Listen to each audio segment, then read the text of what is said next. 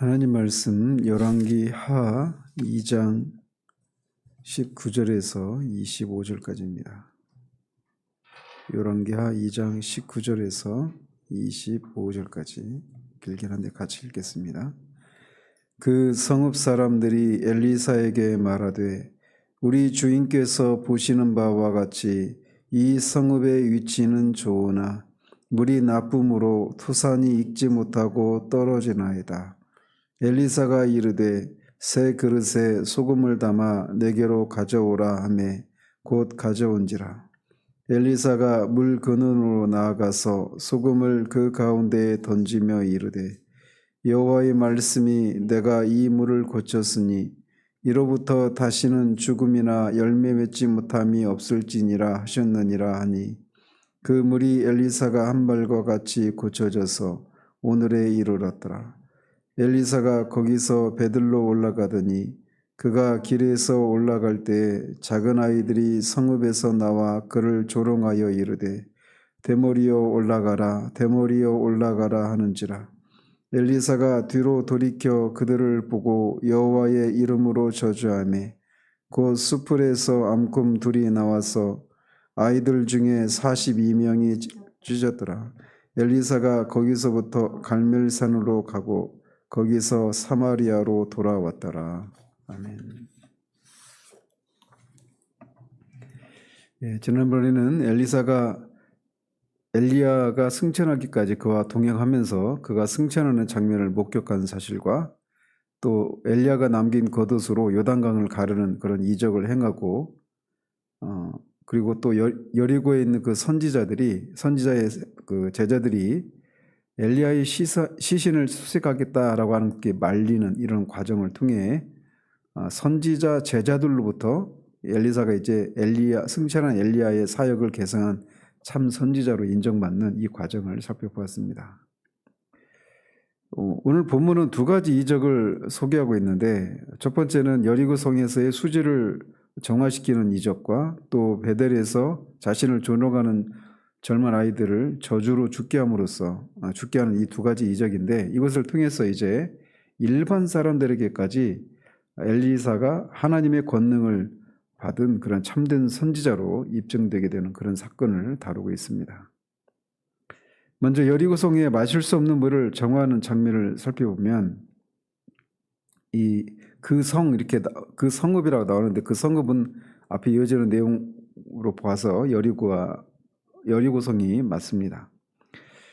그래서 여리고 성읍 사람들이 엘리사에게 찾아와서 그 성읍의 위치는 좋지만 물이 나빠서 토산이 익지 못하고 떨어진다 이렇게 호소를 합니다.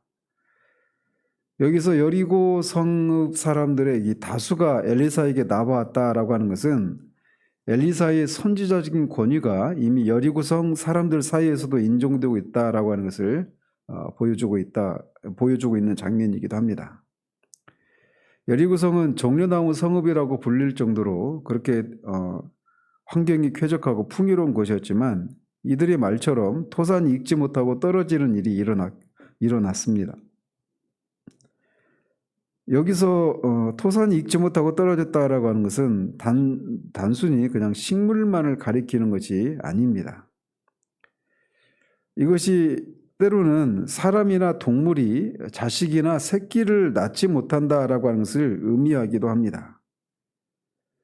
따라서 이걸 감안하면 토산이 익지 못하고 떨어진다 얘기는 식물이 익지 못하고 떨어진다 이런 의미도 있고 여인들의 경우에는 유산을 한다 이런 의미도 있고 짐승들의 경우에는 새끼를 제대로 낳지 못한다 이런 의미도 담겨 있습니다. 이렇게 말할 수 있는 것은 뒤에 보면 엘리사가 더 이상 죽음이나 열매 맺지 못함이 없을 것이다 이렇게 말씀한 것을 통해서도 이렇게 충분히 유추할 수가 있는 겁니다. 어쨌든 이 물 때문에 식물은 그렇게 소출이 잘 일어나지 않고 있고 여인들은 유산을 하고 짐승은 새끼를 낳지 못하는 이 문제를 가지고 이제 엘리사를 찾아온 것입니다.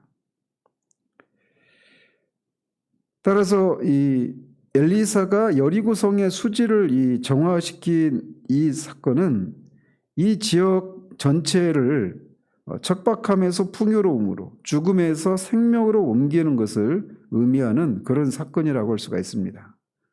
그래서 이 엘리사가 엘리야의 사역을 이어서 처음으로 행했던 이 사건은 앞에 우리가 열왕기상 17장에서 엘리야가 갑자기 등장을 하지 않습니까?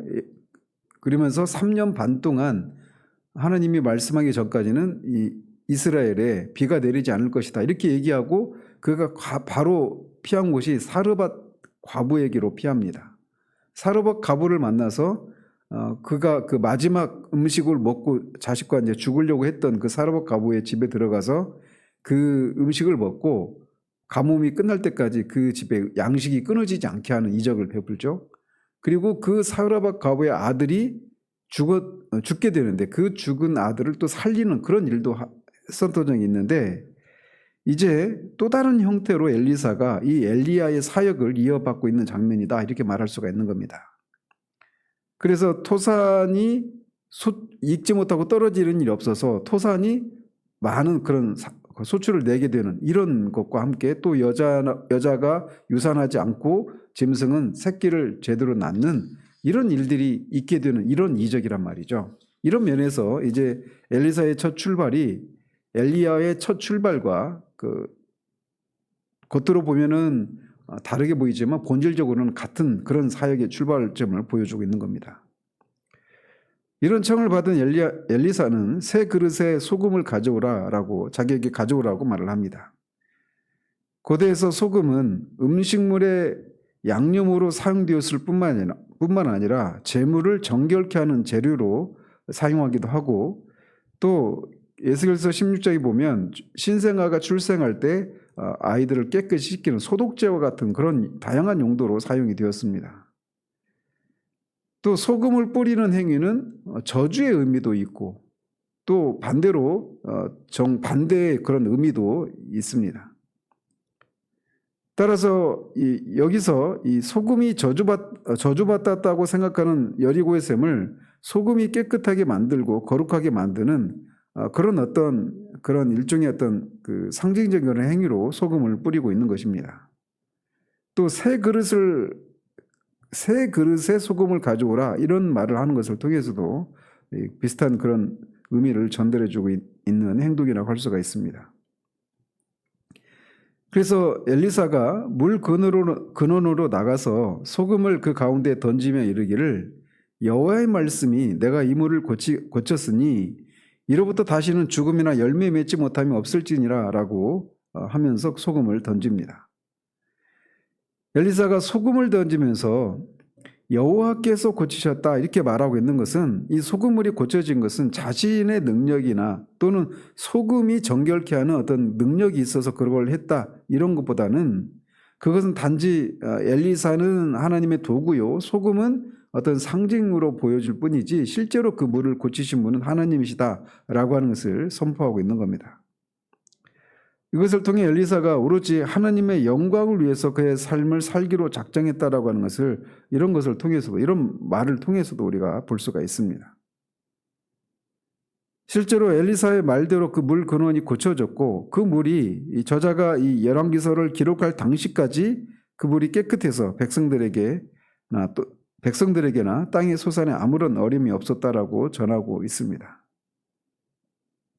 이것을 통해서 하나님의 이런 이 치유의 역사는 그냥 일회적이거나 순간적인 것이 아니라 지속적이고 영속적인 것이다라고 하는 것을 여기서 보여주고 있는 겁니다. 특별히 이제 하나님께서 이 물 근원을 고치시는 것을 통해서 이 백성들과 이 토산을 고치는 이런 일을 이것을 통해서 우리가 볼 수 있는 것은 말씀으로 만물을 창조하신 하나님께서 앞으로 쇠잔해가는 이스라엘을 하나님의 말씀으로 치료하시고 회복시키실 것이다 라고 하는 그런 영적인 의미도 담겨 있는 그런 모습이라고 할 수가 있습니다. 그리고 그것은 더 신약의 용어로 우리가 환원해서 더 살펴보자면 적용해보자면 하나님은 이렇게 여리고가 물 환경은 좋은데 이 토산이 죽고 떨어지는 이런 것 같이 인간의 그렇게 원인이 물 근원이 잘못되었기 때문에 그런 일이 일어나는 것처럼 인간의 모습이 겉으로는 멀쩡하지만 인간의 마음, 인간의 영혼이 죄로 인해서 오염되고 타락했기 때문에 그것을 고치는 일이 아니면 인간의 삶이 결코 어떤 열매를 맺는 삶이 가능하지 않는데 하나님께서 말씀으로 그런 일들을 하실 것이다라고 하는 것을 보여주는 장면이다라고도 할 수가 있습니다. 그래서 엘리사의 사역은 하나님의 말씀에 순종하는 자들에게 임할 축복을 보여주는 이적이 첫 번째 이적이다, 이렇게 볼 수가 있어요. 두 번째 에피소드는 엘리사가 여리고를 떠나서 베델로 올라갈 때 일어납니다. 여리고와 베델은 엘리야가 방문했던 곳이죠. 그리고 그곳에는 선지자 학교가 있었기 때문이라고 말씀을 했는데 엘리사도 그 지역을 다시 순회를 하고 있는 겁니다. 그가 여리고에서 베델로 올라가는 길에 작은 아이들이 그 성읍에서 베델에서 나와서 그를 조롱합니다. 여기서 작은 아이들로 번역된 단어는 그냥 어린 아이들이 아닙니다. 그래서 결혼 전에 있는 젊은 아이들을 가리키는 단어가 이 단어입니다.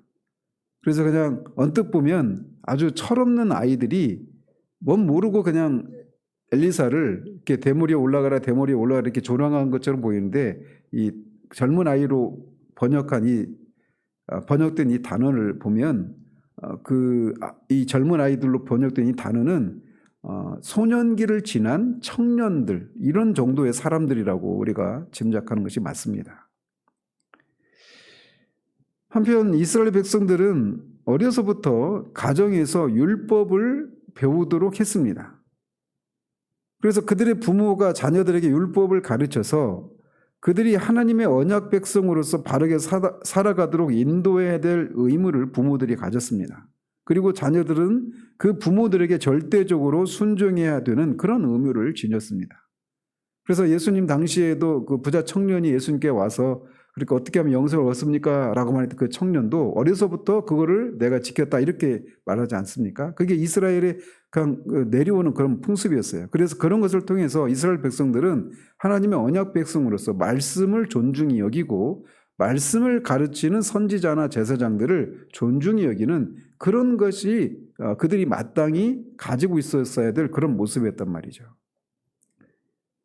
그런데 그들이 율법을 가르치는 선지자를 존경해야 될 이 청년들이 하나님의 선지자를 지금 조롱하고 있는 겁니다.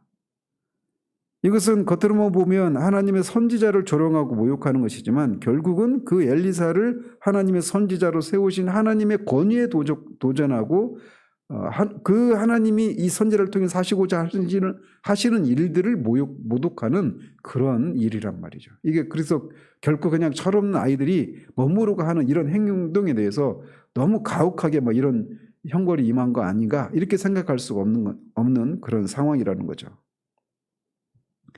그리고 이런 젊은 청년들의 이 행동의 배후에는 당시 만연해 있던 우상숭배 세력과 긴밀한 연관이 있을 것으로 추정이 됩니다. 왜냐하면 그들이 나온 이 베델은 선지자의 생도들이 있는 선지자의 학교가 있는 곳이기도 하지만 동시에 북이스라엘의 우상숭배 본거지였습니다. 그렇게 타락한 그런 성읍에서 젊은이 일단의 무리들이 나와서 이렇게 여호와의 신앙에 반대하고 우상숭배를 그렇게 강요했던 그 성읍의 출신들이 나와서 이렇게 조롱을 하고 있는 이런 모습은 당시 이스라엘의 영적인 상황을 고스란히 보여주는 장면이다라고 할 수가 있습니다. 따라서 이들이 엘리사를 만나서 그를 조롱한 이 사건은 그냥 우연히 엘리사가 올라가는 길에 그냥 우연히 사람들이 지나다가 한둘 막 모여가지고 막 갑자기 일어난 그런 소요사태나 이런 모습이 아닙니다. 굉장히 계획적이고 조직적으로 일어난 행동이다. 이렇게 말할 수가 있습니다. 그렇게 볼 수 있는 것은 24절과 관련해서도 이렇게 충분히 유추할 수 있는데 24절을 먼저 보면 엘리사가 그들을 여호와의 이름으로 저주했다 이렇게 말을 하죠.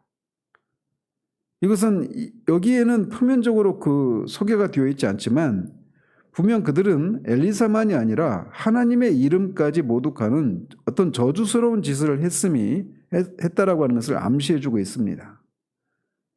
또 그들 중에 42명이 암콤에게 이렇게 찢겨 죽임을 당하는데 그들 중에 42명만 죽었다는 얘기니까 훨씬 더 많은 사람들이 있었겠죠. 또 이들이 엘리사를 조롱하기 위해서 베델성에서 나왔다라고 말하고 있고, 아까 말씀드린 것처럼 베델성은 그런 우상숭배 본거지라고 말할 수 있는 그런 타락한 도시였습니다. 또 42명이 넘는 그런 무수한 많은 젊은이들이 성 밖으로 나와서 일제히 엘리야를 계승해서 선지자직을 감당하기 시작한 엘리사를 조롱했던 이 사건은 이런 면에서 우연한 일로 받아들일 수가 없는 겁니다. 이런 내용들은 이들이 우상숭배에 깊이 오염되어서 여호와의 신앙을 적극적으로 배격하고 박해하는 자들이었다라고 하는 것을 분명히 보여주고 있는 겁니다. 그래서 이런 엘리야의 사역을 계승해서 하나님의 일을 감당하는 엘리사에게 깊은 적개심을 가지고 조직적으로 그를 대적하기 위해서 함께 이렇게 성밖까지 나와서 엘리사를 조롱했던 것으로 이렇게 해석하는 것이 맞습니다. 그래서 거듭 말씀드리지만 이미 이 이스라엘 백성들은 엘리야 때로부터 그렇게 갈멜산에서의 그런 가뭄과 또 엘리사의 그런 갈멜산에서는 이적과 엘리야를 통한 많은 이적들을 통해서 여호와 하나님이 살아계신 하나님이심을 입증되는 그런 사건들이 있었음에도 불구하고 그 아합과 그의 뒤를 이은 아하시아 왕뿐만 아니라 이스라엘 백성들도 여전히 여호와 하나님을 하나님으로 인정하지 않고 있는 그런 영적인 어두운 상황을 고스란히 이 사건을 통해서 보여주고 있다라고 할 수 있습니다. 특히나 엘리사를 조롱한 내용을 보면 이들이 단지 철없는 어린아이들의 조롱이 아니었음을 보여줍니다. 그들은 엘리사에게 대머리에 올라가라, 대머리에 올라가라 이렇게 조롱을 합니다. 이 대머리는 이제 고대 근동에서 대머리는 불명예스러운 것으로 간주가 되었습니다. 특별히 이스라엘 사회 속에서는 대머리가 레위기나 이런 데 보면 나병으로 인해서 대머리가 발생하는 경우들도 있었습니다. 그래서 대머리가 이 정결법에 의하면 어떤 불결한, 부정한 그런 어떤 모습으로 보여줄 수도 있어요.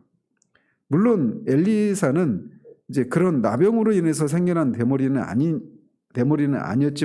아니었지만 어쨌든 당시 사회가 그런 대머리에 대한 인식이 그런 것도 있었단 말이죠. 근데 이제 특히 이제 여기서 이 상황에서 이들이 대머리인 엘리사를 이렇게 조롱한 것은 엘리사의 스승인 엘리야가 그는 머리가 길고 털이 많은 사람이었단 말이에요. 근데 그를 잇는 엘리사는 대머리였단 말이죠. 그래서 그거를 이렇게 대조하면서 엘리사가 엘리야를 계승한 그런 선지자라고 하는 거. 너희 스승은 이렇게 털이 많고 그런 너는 뭐냐? 이런 식으로 조롱하는 겁니다. 그래서 엘리야를 이은 선지자로서 인정을 하지 않고 있는 이런 모습이라고 할 수가 있는 거예요. 그 내용으로 보면. 그리고 특별히 여기서 올라가라 라고 말할 때 이 올라간다는 얘기는 엘리야가 하늘로 올라가지 않습니까? 그래서 같은 단어입니다. 그래서 대머리에 올라가라 이 얘기는 네가 베델 성으로 올라가라 이런 의미가 아닙니다. 결국은 네 스승 엘리야가 그렇게 하늘로 승천한 것처럼 너도 그렇게 하늘로 올라가라, 사라져버려라 이런 얘기입니다. 그러니까 죽어라 이런 얘기예요. 그래서 이 내용을 볼 때 이들이 그냥 철없는 어린 아이들의 그냥 사리 분별을 못하는 아이들이 그렇게 그냥 일순간 어떤 실수를 하고 이런 모습이 아니라는 겁니다.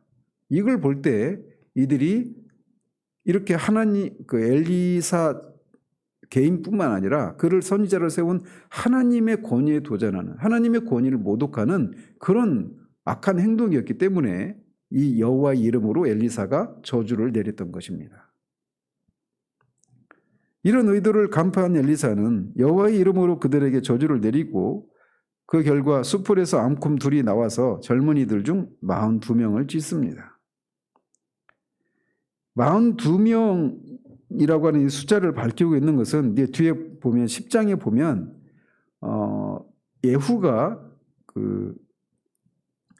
예후가 아합 왕가를 이제 심판하고 새로운 왕제를 이렇게 이어가게 되는데, 그때 아합 왕가의 사람들만 죽인 것이 아니라 이 아합 왕가와 사돈 관계를 맺고 있었던 남유다의 이 아하시야 왕의 형제들도 그때 같이 죽습니다. 그때 숫자가 42명이에요.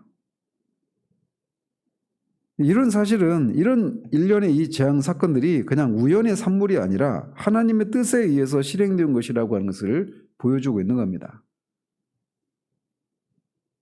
그래서 오늘 이 본문에서 이렇게 보여주고 있는 것처럼 이 여리고의 물을 정화해서 백성들의 생명을 살렸던 이 사건과 짐승을 동원해서 젊은 아이들을 죽인 이 사건은 겉으로 보면 서로 대조되지만 오히려 이 대조적인 사건들을 통해서 두 가지를 얘기해 주는 겁니다.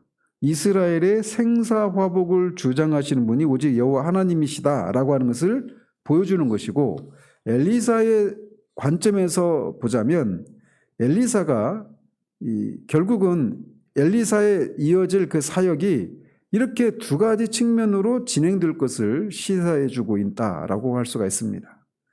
그래서 앞에 여리고 물을 정화시킨 이 사건은 엘리사의 사역이 이스라엘 백성들 가운데 여호와의 말씀에 순종하는 자들에게는 축복이 임할 것이다라고 하면서 보여주는 사건이라면, 뒤에 이어지는 이 사건은 여호와의 말씀을 경멸하는 자들에게 저주를 가져다 주는 것이 될 것이다라고 하는 것을 시사해 준단 말이죠. 그래서 엘리사의 사역이 한편에서는 살리는 사역이요, 한편에서는 파괴하는 사역, 이런 의미가 있다는 것이죠. 그래서 신약에도 보면 사도 바울이 에베소에 있는 장로들에게 자신이 그곳에서 1년 8개월 있으면서 1년 8개월이죠. 1년 6개월인가요? 햇수로 3년에 있으면서 그들에게 전한 말씀을 두 가지로 요약을 합니다. 하나님께 대한 회개와 예수 그리스도께 대한 믿음.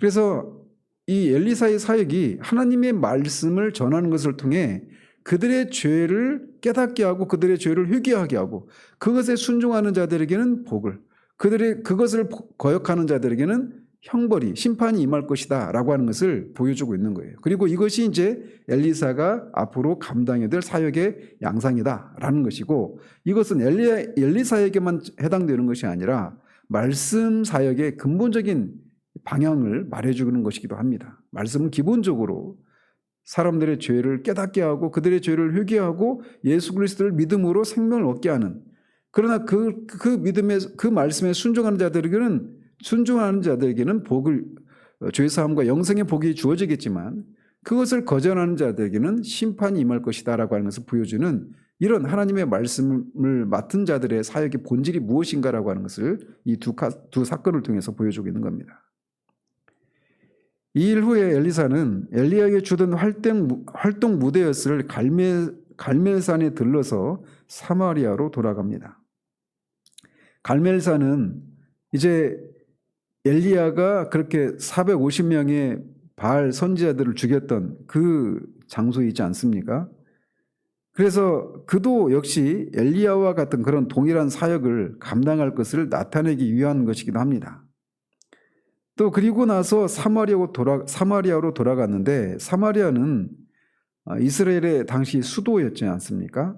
그래서 자기의 스승 엘리야는 은둔 생활을 하면서 아합 왕가와 대립했던 것과는 대조적으로 엘리사는 이제 왕국이 있는 사마리아를 주요 사역의 근거지로 삼게 될 것을 말해주고 있는 겁니다. 그런 의미에서 엘리사가 본질적인 측면에서는 엘리야와 같은 그런 사역을 감당하겠지만, 또 외적으로 보면 엘리야는 은둔의 방식으로, 엘리사는 이 공개적인 그런 수도를 중심으로 그렇게 사역을 감당할 것을 보여주고 있다, 이렇게 말할 수가 있습니다. 어쨌든 이 두 상반된, 대조된 이런 사건을 통해 앞에 말씀드린 것처럼 엘리사의 사역이 무엇인가를, 그리고 궁극적으로는 하나님의 말씀을 전하는 사역의 본질이 무엇인가를 우리에게 보여주는 그런 장면이라고 할 수가 있어요. 우리가 한 가지만 더 짚고 넘어가자면, 하나님이 이렇게 엘리야를 보내고 또 엘리사를 보냅니다. 엘리야를 보내서 하나님이 이스라엘 백성들에게 그런 많은 이적을 통해서 또는 심판의 메시지를 통해서 그들의 죄에서 돌이키도록 그렇게 엘리야를 보냈지만, 그런 엘리야의 사역을 통해서도 이스라엘 백성들이 베델에 있는 젊은 사람들을 통해서 보여주고 있는 것처럼 그들은 여전히 여호와의 신앙을 거부하고 우상 숭배에 젖어 있었던 그런 영적인 상황이었습니다. 이스라엘의 왕들뿐만 아니라 이스라엘 백성들도 다 그런 상황이었어요. 그럼에도 불구하고 하나님이 또 계속해서 하나님의 종들을 보내신다라는 겁니다. 하나님은 악인이 멸망하는 것을 결코 기뻐하지 않으시는 하나님이십니다. 그들이 자신들의 죄에서 돌이킬 것을 기뻐하시고, 정말 의인 하나가 회개하는 것보다 그 불의한 자들이 회개하는 것을 어느 누구보다도 기뻐하시는 분이 하나님이심을 우리가 여기에서도 볼 수가 있는 겁니다. 그들의 종들이 이 사역을 감당하는 것을 통해서 핍박을 받고 어려움을 겪음에도 불구하고, 때로는 죽기까지도 할 수 있음에도 불구하고 계속해서 하나님의 종들을 보내시는 이 궁극적인 하나님의 그 마음, 그것은 그들이 자신들의 죄에서 돌이켜서 하나님께 돌아올 것을 그렇게 원하시는 그런 하나님의 마음이 이렇게 끝까지 이런 놀라운 이적을 경험했음에도 불구하고 끝까지 이렇게 대머리에 올라가라고 조롱하는 이 백성들을 향해 하나님이 보내신 그 하나님의 마음, 종들을 보내시는 하나님의 마음, 이 마음을 우리가 알기를 바랍니다. 그것이 우리가 계속해서 여기 이 새벽에도 이 말씀을 듣고 있는 우리도 이렇게 다양한 종류의 그런 하나님이 보내신 사람들의 말을 우리가 계속 거부하고 했음에도 불구하고 하나님은 포기하지 않으신 열심이 우리에게 있었기 때문에 오늘 우리가 이렇게 이 새벽에 하나님의 이름을 부르고 하나님을 찬양하고 하나님을 위해서 살고자 하는 그런 사람들이 되었음을 기억하고 그런 은혜를 베푸신 하나님을 향한 감사가 새롭게 되어지는 이 아침 되기를 바랍니다. 기도하겠습니다.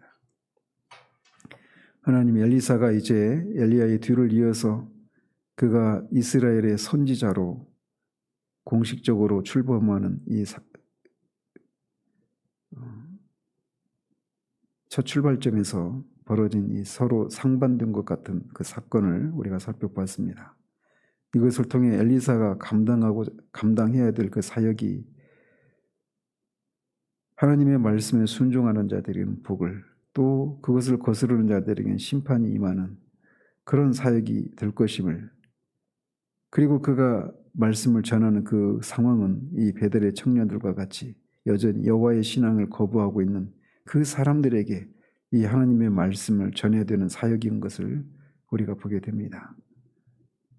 그것은 결국 하나님의 말씀을 전하는 사람들의 사역의 본질이 무엇인가를 우리에게 보여주는 것을, 이 장면을 우리가 이 아침에 살폈습니다. 또한 그런 이스라엘 백성들을 향해서 하나님의 종들을 끊임없이 보내시는 그 하나님의 마음을, 죄인들이 회개하고 자신들의 죄를 회개하고 하나님께 돌아와 하나님이 주시는 생명을 누리기를 원하시는 그 하나님의 마음을 이 아침에 헤아리는 우리들 되기를 원합니다. 우리 안에서 그렇게 포기하지 않으신 하나님의 열심을 인해서 지금도 수많은 곳에서 하나님의 종들을 세우시고 하나님의 말씀을 전하게 하시는 그 하나님의 열심이 정말 여러 곳에서 열매를 맺는 그런 은혜가 있기를 소원합니다. 우리 주 예수 그리스도 이름으로 기도합니다. 아멘.